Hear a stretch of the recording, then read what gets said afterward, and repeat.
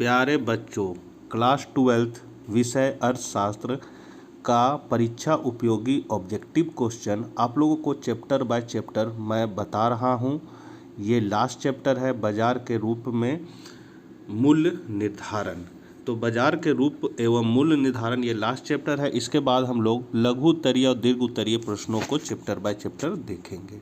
शुरू करने से पहले आपसे निवेदन है कि अपने चैनल इकोनॉमिक्स प्लस पर नए हैं तो चैनल को जरूर सब्सक्राइब कर लें और अर्थशास्त्र के बच्चों तक ये वीडियो जरूर शेयर करें। तो चलिए हम लोग आज कुछ नया सीखते हैं। पहला क्वेश्चन है आपका, अल्पकाल में पूर्ण प्रतिस्पर्धी फर्म के लिए लाभ अधिकतमीकरण की शर्त है। तो लाभ के शर्त क्या होते हैं? तो यहाँ आपका पहला ऑप्शन सही है, सीमांत आय बराबर सीमांत लागत होना चाहिए।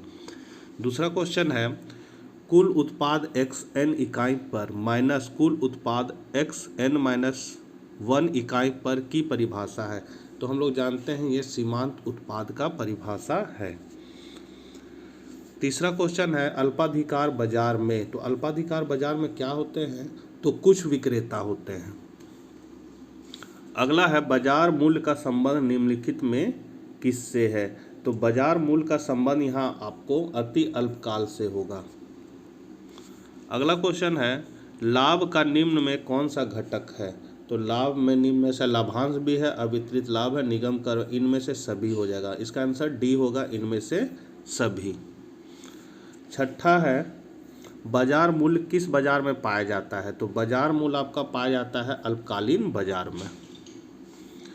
सातवां है, बाजार मूल्य संबंधित होता है। तो बाजार मूल्य संबंधित होता है अति अल्पकालीन मूल्य से। आठवां है, बाजार की निम्नलिखित में कौन सी विशेषताएं हैं? एक क्षेत्र, क्रेताओं और विक्रेताओं की स्थिति, वस्तु का मूल्य, ये तीनों है, इसलिए इसका आंसर हो जाएगा डी। नौवां क्वेश्चन है, बाजार वर्गीकरण का निम्नलिखित में कौन सा आधार है? तो पूर्ण प्रतियोगिता, शून्य प्रतियोगिता, अपूर्ण प्रतियोगिता, इनमें से सभी। तो इनमें से सभी हो जाएगा। 10वां है, पूर्ण प्रतियोगिता बाजार की निम्नलिखित में कौन सी विशेषताएं हैं? क्रेताओं और विक्रेताओं देय वस्तु के समरूप इकाइयाँ, बाजार दशाओं का पूर्ण ज्ञान, इनमें से सभी। तो इनमें से सभी हो जाएगा। पूर्ण प्रतियोगिता बाजार है तो इनमें से सभी। 11 है आपका, एकाधिकार की निम्नलिखित में कौन सी विशेषताएं हैं? तो एकाधिकार, एक विक्रेता और अधिक्रेता, ठीक है, निकट स्थानापन्न का अभाव होता है, नए फर्मों प्रवेश पर प्रतिबंध होता है, इनमें से सभी हो जाएगा। अगला है, निम्नलिखित में कौन सी एकाधिकार की विशेषता नहीं है? इसमें नहीं है पूछ रहा है, तो यहाँ क्या हो जाएगा? वस्तु की समरूप इकाइयाँ, ये एकाधिकार प्रतियोगिता की विशेषता नहीं है। 13 नंबर क्वेश्चन है, एकाधिकारी प्रतियोगिता की निम्न में कौन सी विशेषताएं हैं? तो एकाधिकारी की है विभेदीकृत उत्पादन, बाजार का पूर्ण ज्ञान, विक्रय लागतें, इनमें से सभी। तो इनमें से सभी हो जाएगा।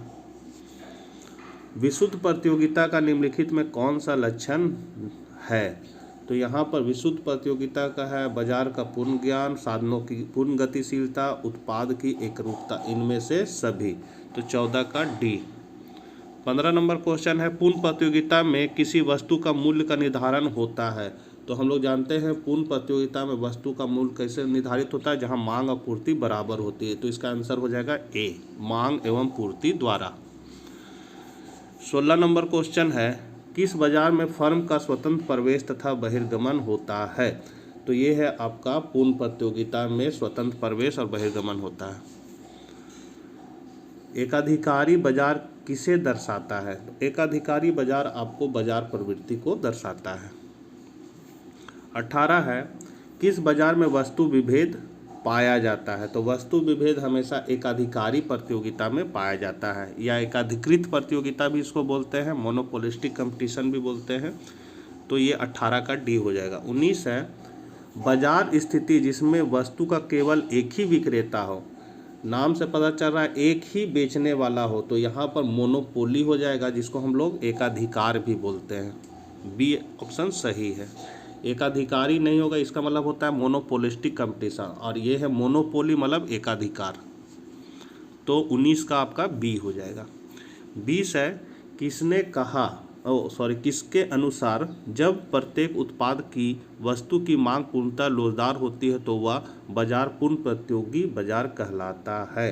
तो ये आपका कहा था श्रीमती रॉबिन्सन ने। अगला क्वेश्चन है, कीमत उस बिंदु पर निर्धारित होती है जहाँ क्या होती है, वस्तु की मांग आपूर्ति बराबर हो। सी ऑप्शन सही है। 22 है, मार्शल ने पूर्ति के आधार पर उत्पादन समय को कितने अवधियों में बांटा है? तो 3 अवधियों में बांटा है। निम्न में कौन एकाधिकार की विशेषता है? तो एक क्रेता अधिक विक्रेता, निकट स्थान पर नए फर्मों पर प्रवेश पर प्रतिबंध। तो ये हो जाएगा नए फर्मों के प्रवेश पर प्रतिबंध। अगला क्वेश्चन है, जब औसत लागत घट रही हो तो सीमांत लागत औसत लागत की तुलना में किस स्थिति में होती है? तो ये होती है MC लेस देन AC, मतलब सीमांत लागत कम होता है औसत लागत से। तो 24 का हो जाएगा C।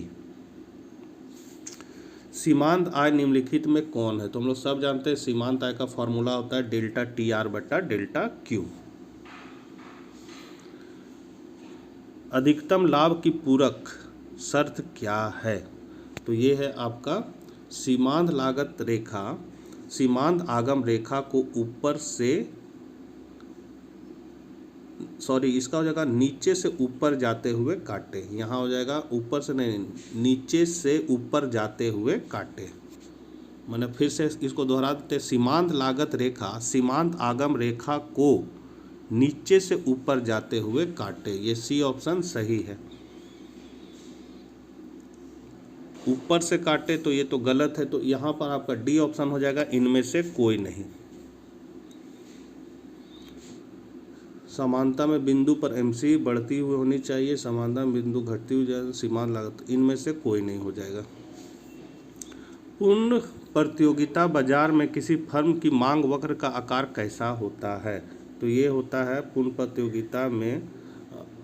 प्रतियोगिता में ये है आपका मांग वक्र, जो क्या है X अक्ष के समानांतर है। तो आपका A आंसर हो जाएगा अक्ष के समानांतर रेखा। अगला है बाजार स्थिति जिसमें वस्तु का केवल एक क्रेता हो। तो इस हम लोग सभी जानते हैं जब एक क्रेता होगा तो वो हो जाएगा मोनोपोली।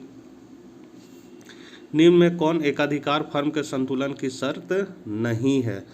तो यहाँ नहीं है क्या? औसत आगम बराबर सीमांत लागत, ये नहीं है। काहे कि MR बराबर MC MR नहीं, औसत आगम है तो AR बराबर MC है, जबकि होना चाहिए MR बराबर MC। तो ये नहीं है, इसलिए A आंसर इसका सही है। किसी वस्तु की कीमत मांग और पूर्ति द्वारा निर्धारित होती है, यह किसका कथन है? तो ये कथन है आपका मार्शल का। मूल विभेद किस बाजार में पाया जाता है? तो ये आपका पाया जाता है एकाधिकारात्मक प्रतियोगिता में, जिसको हम लोग मोनोपोलिस्टिक कंपटीशन कहते हैं। अगला क्वेश्चन है, उत्पादन फलन में उत्पादन किसका फलन है? तो उत्पादन फलन में उत्पादन कुल व्यय का फलन है। आपके हिसाब से इसका आंसर क्या होगा? थोड़ा कन्फ्यूजन है। मेरे हिसाब से तो ये होना चाहिए उत्पादक साधनों का फलन होता है, क्योंकि Q बराबर फंक्शन ऑफ उत्पादन का साधन होता है यहाँ पर। तो इसका आंसर मेरे हिसाब से B होगा। आपके हिसाब से कौन होगा? कमेंट बॉक्स में ज़रूर बताइएगा। 33 है, पूर्ण प्रतियोगिता में लाभ की प्राप्ति होती है।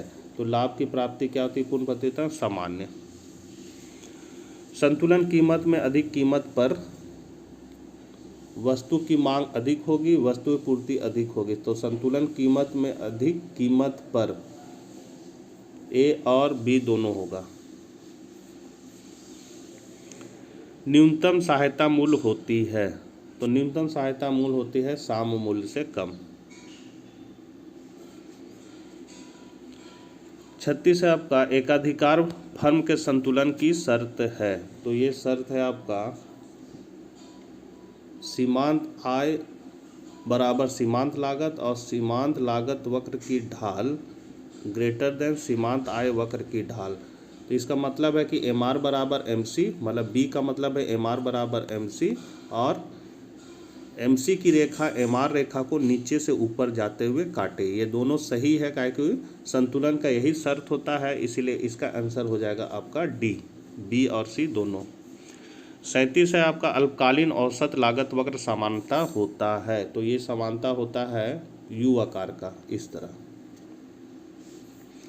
औसत आय है, औसत आय क्या है?